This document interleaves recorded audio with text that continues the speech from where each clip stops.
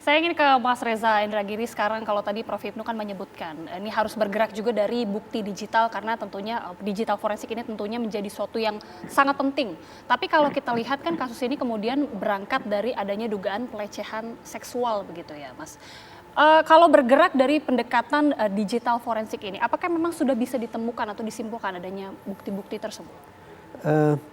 Dalam kasus ini paling tidak kan ada dua persoalan atau dugaan tindak pidana. Ya. Satu tentang pelecehan seksualnya, dan satu lagi adalah tentang baku tembaknya.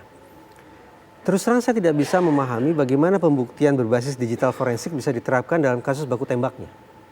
Saya tidak menemukan ada relevansi di situ. Saya tidak membayangkan bahwa salah satu ataupun dua anggota kepolisian itu merekam tindakan atau merekam aksi mereka, kan tidak. Jadi terkait dengan bukti digital forensik dalam kasus tembak-menembaknya tidak begitu relevan menurut saya gitu. Tinggal lagi terkait dengan masalah pelecehan seksualnya. Barangkali selama ini publik menganggap pelecehan seksual hanya bisa dilakukan apabila ada kontak fisik secara langsung. Jadi antara pelaku dengan korban berhadapan-hadapan dalam jarak dekat kemudian terjadi sentuhan gitu ya. Tapi hari ini berkat adanya media sosial bisa dilakukan pelecehan seksual berbasis virtual, berbasis online. Nah, kalau kemudian pelecehan seksualnya dilakukan dengan cara berbasis online, maka masuk akal dicari pembuktian berbasis digital forensiknya. Jangan-jangan ada jejak-jejak pelecehan seksual berupa kata-kata, berupa rekaman perilaku di dalam lalu lintas digital tersebut. Tapi kalau ada di Kalaupun ada, digital. tapi saya juga bukan yakin, saya menduga itu tidak ada. Siapa gerangan pelaku yang mau merekam aksinya? Siapa pelaku kejahatan seksual yang mau merekam aksinya, kecuali dia punya indikasi-indikasi psikologis yang lain ya. Tapi ini maaf kata, ini dilakukan oleh seorang staf terhadap istri komandan. Apa manfaatnya bagi dia melakukan perbuatan yang justru memunculkan barang bukti? Jadi saya bayangkan itu tidak dilakukan. Jadi ketika kesimpulan sementara dari pihak kepolisian bahwa adanya indikasi pelecehan seksual, apakah terkesan terburu-buru begitu Mas? Tentu saja tetap harus diinvestigasi ya. Tetapi saya punya pertanyaan begini. Lazimnya kejahatan seksual itu dilakukan oleh pelaku di wilayah atau di zone yang berada dalam penguasaan dia. Apa maksudnya? Di situ semestinya tidak boleh ada saksi. Di situ semestinya tidak tertinggal barang bukti. Jadi pelaku harus bisa membersihkan TKP setelah dia melancarkan kejahatan seksual. Dan dia harus bisa memastikan tidak ada orang lain yang akan berpotensi menjadi saksi. Nah, itu sebabnya mengapa kejahatan seksual itu sulit diungkap. Karena sekali lagi berlangsung dalam ruang tertutup di zone yang sepenuhnya dikuasai oleh pelaku. Kalau kemudian ada pelecehan seksual, ada kejahatan seksual yang dilakukan di lokasi yang bertolak belakang dengan yang saya gambarkan barusan, oh di situ ada orang lain, berarti dia bisa jadi saksi. Oh di situ tidak dikuasai oleh pelaku, berarti tertinggal sekian banyak barang bukti. Maka ini sungguh-sungguh di luar kelaziman. Saya tidak tahu apakah pelakunya ini melakukan kalkulasi terlebih dahulu atau tidak, atau seperti apa pemahamannya. Bahwa ada seseorang disebut-sebut melakukan kejahatan seksual di tempat yang secara umum bukan merupakan daerah kekuasaannya. Oke.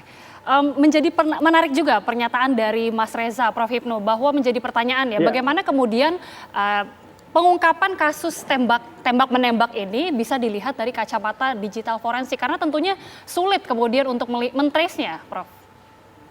Ya, memang kalau menurut saya ini kasus ini sebetulnya merupakan satu kesatuan, Mbak. Jadi bukan tembak-menembak itu dampak. Tembak-menembak itu dampak. Kasus sebagai objek utama itu adalah tadi pelecehan seksual atau apapun istilahnya yang terjadi sehingga menimbulkan tembak-menembak. Kita jangan keliru, jangan dipecah antara seksual dan tembak-menembak. Ini betul. Suatu situasi karena keadaan situasi pelecehan seksual yang mungkin ya.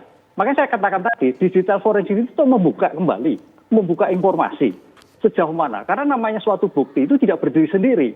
Suatu bukti itu mempunyai nilai apabila berkaitan dengan bukti yang lain. Suatu bukti itu mempunyai ada korelasi. Nah, salah satunya adalah mencoba dengan digital forensik. Dari kasus terhadap pelecehan itu bisa membuka terhadap tembak-menembak. Jadi ini yang dijadikan. Jadi subjek utama adalah pelecehan seksual tadi, baru timbul dari tembak-menembak. Nah, pintu utama pembuktian diantaranya adalah digital. Karena kesaksian agak sulit, bukti-bukti yang sangat sulit. Nah, gitu. Karena dalam teori kriminalistik ada teori namanya insuckling and witsuckling. Itu kira-kira teori yang mana yang pas dulu, kan itu loh.